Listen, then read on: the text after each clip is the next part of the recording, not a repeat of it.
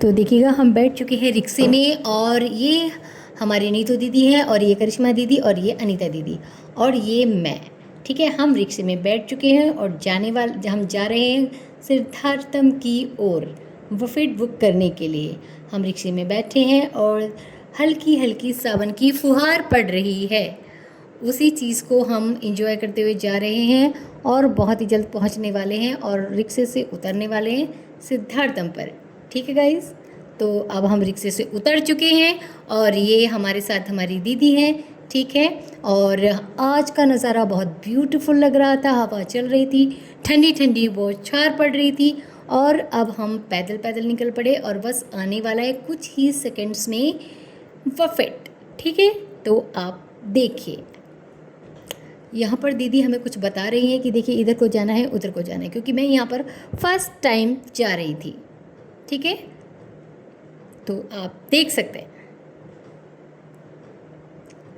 तो ये सामने वाला बेंच हमने बुक किया है तीज के लिए। यहाँ पर हमारा सारा का सारा तीज का प्रोग्राम होने वाला है और यहाँ पर ये मुझको आप देख सकते हैं। ठीक है, और इसी के साथ साथ मैं पानी पी लेती हूँ क्योंकि यहाँ की जो सुंदरता को देख करके मुझे प्यास लग गई। यहाँ पर बहुत ही ब्यूटीफुल था सारा कुछ, गिलास इतना बड़ा था, पूरा मग के बराबर। ठीक है, ये लोग आपस में मतलब डिस्कशन करने लगे कि भाई मेन्यू कैसे कैसे रखना है, टाइमिंग क्या क्या होगी, ये सारा इन्होंने बहुत सारा यहाँ पे टाइम लिया। ठीक है, ये सारा कुछ मेन्यू देख रहे हैं कि क्या क्या खाने में हमको लेना है और म्यूज़िक लेना है और फिर हमें इसी के साथ साथ हम लोगों ने प्लान किया कि साथ ही साथ हम थोड़ा गेम भी खेलेंगे, क्योंकि उसमें वो जो गेम का जो प्लान होता है वो हमारे ओकेज़न को और भी ज़्यादा ब्यूटीफुल बना देता है।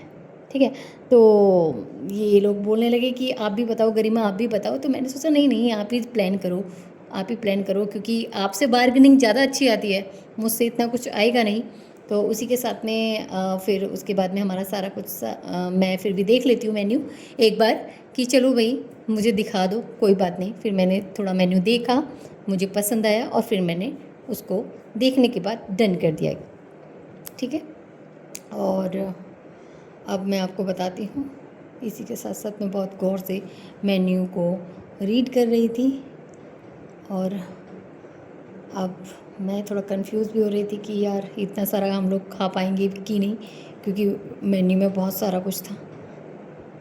फिर मैं दीदी से थोड़ा थोड़ा डिस्कशन करने लगी कि दीदी इसको रखना है, इसको नहीं रखना है।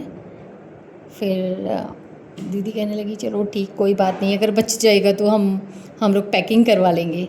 मैंने कहा ओके ओके ठीक है, ये ठीक रहेगा। फिर इसके बाद में मैंने उनको मेन्यू पकड़ाया और मैं कुछ सोचने लगी और इधर उधर के नज़ारे देखने लगी, क्योंकि बहुत ब्यूटीफुल तरीके से यहाँ पे सारा कुछ बना हुआ था। यहाँ की डेकोरेशन मुझे बहुत पसंद आई।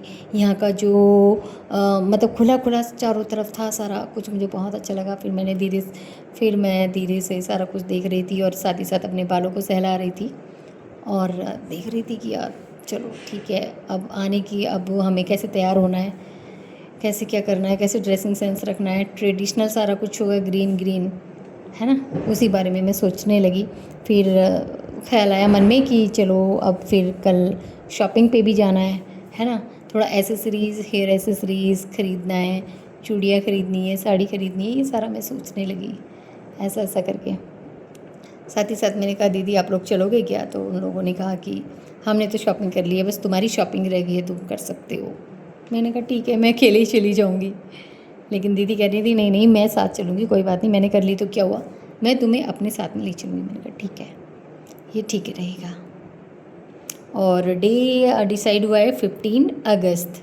उस दिन हमारा गणतंत्र, मतलब उस दिन हमारा 15 अगस्त भी होगा, तो और ये वाला फेस्टिवल भी साथ ही साथ पड़ गया। तो फिर मैंने कहा भाई यार चलो कोई बात नहीं इसी दिन ठीक है, नो प्रॉब्लम। और अब इसके बाद में अब हम चलने की प्लानिंग करने हैं।